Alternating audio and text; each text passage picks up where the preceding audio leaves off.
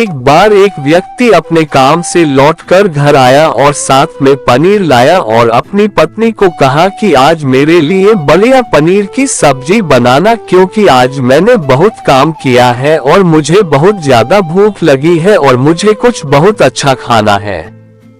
उसकी पत्नी कमरे से बाहर आई और पनीर लिया और कहा कि बिल्कुल आप हाथ पैर धोकर तैयार हो जाइए, मैं आपके लिए बहुत ही स्वादिष्ट सा खाना बनाती हूँ। वो व्यक्ति फ्रेश हो गया और टीवी देखने लगा और इंतजार करने लगा सब्जी के बनने का ताकि वो उसे खा सके।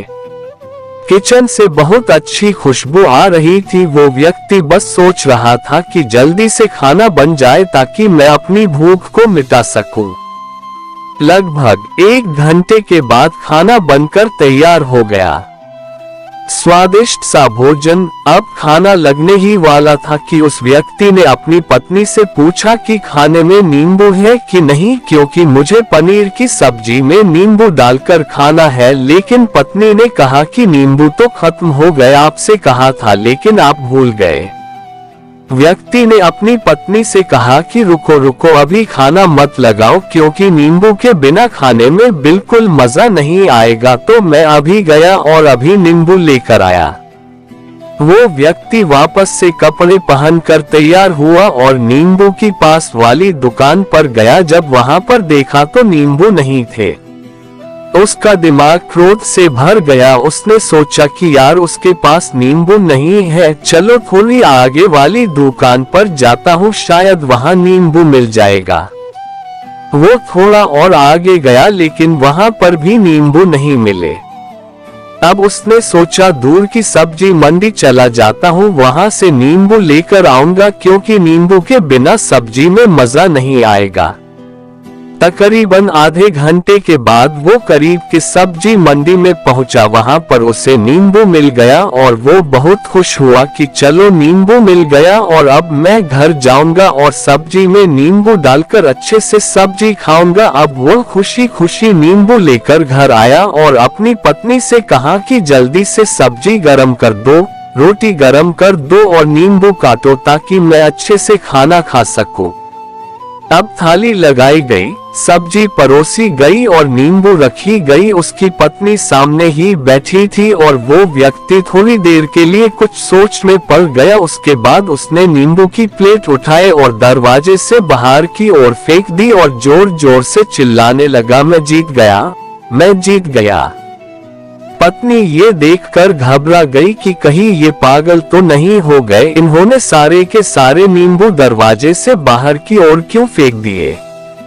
पत्नी चिल्लाए और कहा कि आप पागल हो गए हैं, अभी तो इतनी देर तक नींबू के बारे में पूछ रहे थे और अभी जब नींबू घर पर ले आए और खाने बैठ गए तो आपने इन नींबुओं को दरवाजे से बाहर फेंक दिया और अब चिल्ला रहे हो कि मैं जीत गया, मैं जीत गया।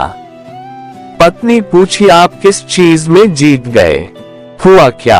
अब व्यक्ति खुशी खुशी बैठ गया और अपनी पत्नी से कहा, आप भी बैठो, इत्मीनान रखो, बताता हूँ कि क्या हुआ। आज सुबह से ही मेरी जीत मुझे अपने बस में करने की कोशिश कर रही थी। जब मैंने बहुत काम कर लिया तब मुझे बहुत तेज भूख लगी। जब मैं घर पर आया तो तुमने बहुत ही स्वादिष्ट सब्जी बनाई, उसकी खुशबू मेरी नाक में गई। फिर मेरी जीभ ने कहा कि इसे अब नींबू चाहिए। मैं पास वाली दुकान पर गया लेकिन वहाँ नींबू नहीं मिले। थोड़ी और दूर गया, वहाँ पर भी नहीं मिले तो मुझे दूर लेकर गई। मैं उसके वश में आ गया और जैसा वह कहती रही वैसा मैं करता गया।